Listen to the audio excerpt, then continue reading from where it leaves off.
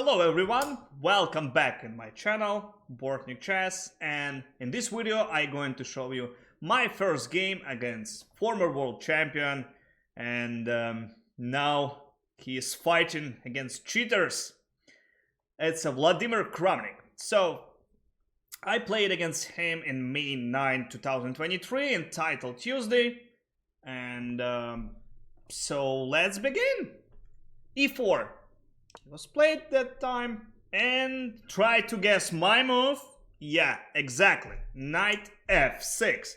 Okay, he already could resign in this position because after knight f6 you have a great position from the opening. Okay, I'm just kidding. Let's keep going. E5, the most logical move in this position and the famous one. Attacking our knight on f6, so just jumping on d5. d4, main line, d6, knight f3, d takes e5, knight takes e5, c6, knight d2. Okay, that's pretty rare line and actually not given that advantage for white. So the main line is like a bishop e2 or bishop d3, bishop c4. All that's three moves can get some advantage for white with a lot of their interesting position.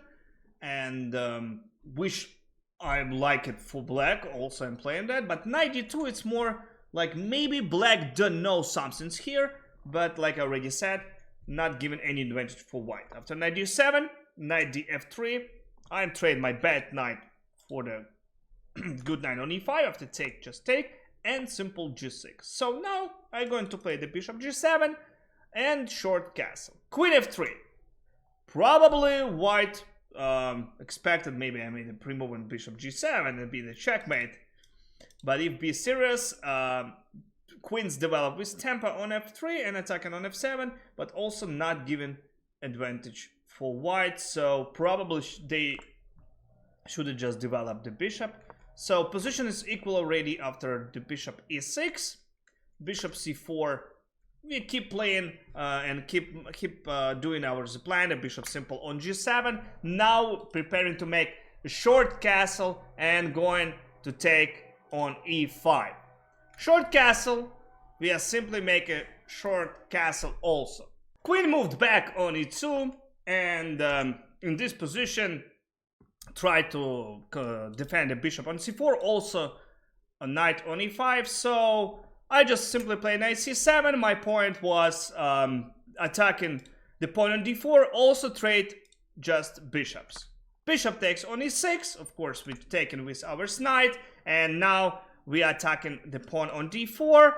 And also make some prepare to play the c5 somewhere. c3 played and secure the pawn on d4.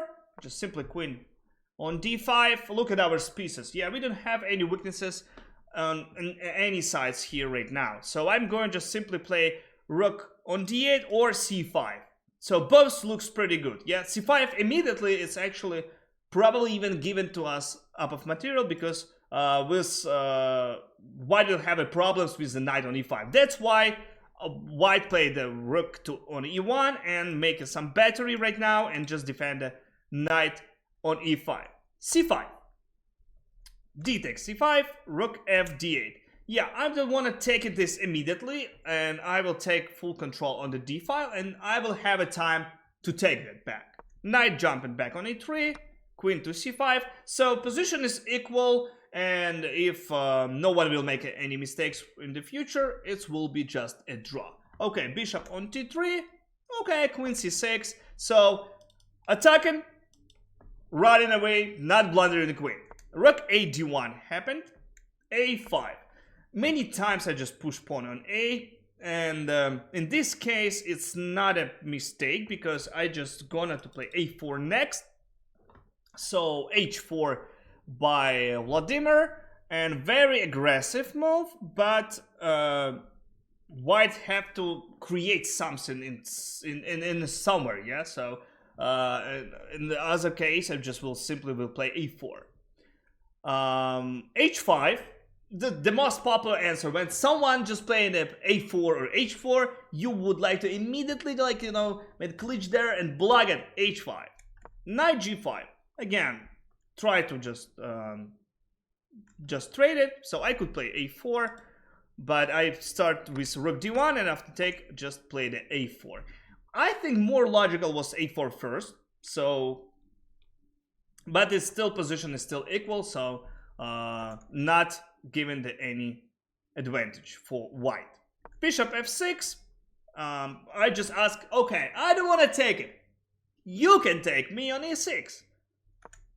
Bishop c1. That's pretty interesting move, and white will try to take and try to make bad pawns for me. So that's why I just took with bishop. And you know, one old coach to me, and when I was a kid, said queen and knight usually better than queen and bishop. So I remembered it, and I tried to get queen and knight. Takes f6 looks very good, so I'm just attacking the pawn on pawn. My pawn attacked the bishop on g5. After bishop e3, king on f7, it's the safety place right now, and also I am just defend everything's here. I don't have any weaknesses. Black is controlling all light squares right now. g3, rook a5. Look at that square. That's where I'm going. I will try to control more space on the queen side. Rook to d3. You can check on time. So I had 1 minute 34 seconds. Kramnik had 1 minute. Rook b5. I'm just looking on b2. Rook d2. Rook e5. So make it pin and try to play pretty fast and stole some times from white. But after queen d1, I was stuck. I didn't know what exactly to do. I didn't like to play the b5, so I start to just hold the position and wait. Maybe my opponent will make a mistake. Rook e4 played, rook d7, which looks pretty solid. Like, just make a pin so here. I'm moving back.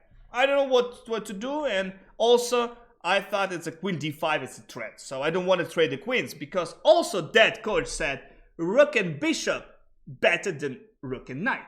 So if they will trade the queens, I will be in that situation when my endgames will be worse. So I don't want to do that. c4. Interesting. Very interesting move. Yeah, that's very famous word in our day. After c4, I just took on c4. Probably the best was just playing like a knight g7 and then maybe knight on f5. But it didn't happen, so I just played a take on c4, and after take, rook on d5. Controlling the d, also c files by myself. Also, I have less on time. Queen f3. Rook f5. I'm just waiting and ask the questions, what are you gonna do? So will you repeat or not? After he just moving back, he wasted like 14 seconds. I said, okay, let's place here, because he don't looks like he has some plans there. So I'm just hold and play rook d3. Potential idea, knight jumping on d4. King g2. Not the best actually reaction, because somewhere all the time I will have move like a queen d5 is double attack. So I play the f5. Still a threatened knight d4 right now. Rook b4. That's a double attack. So queen c2 I must play. Rook b5. And in this moment, actually, I blundered, because I mean I didn't find the winning move. You can stop your video and try to find the best continuation in the moment. Okay, let me show you that.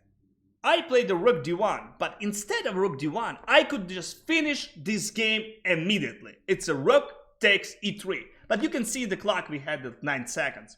And my queen make a pin of f pawn, so must take and simple double attack and win the rook.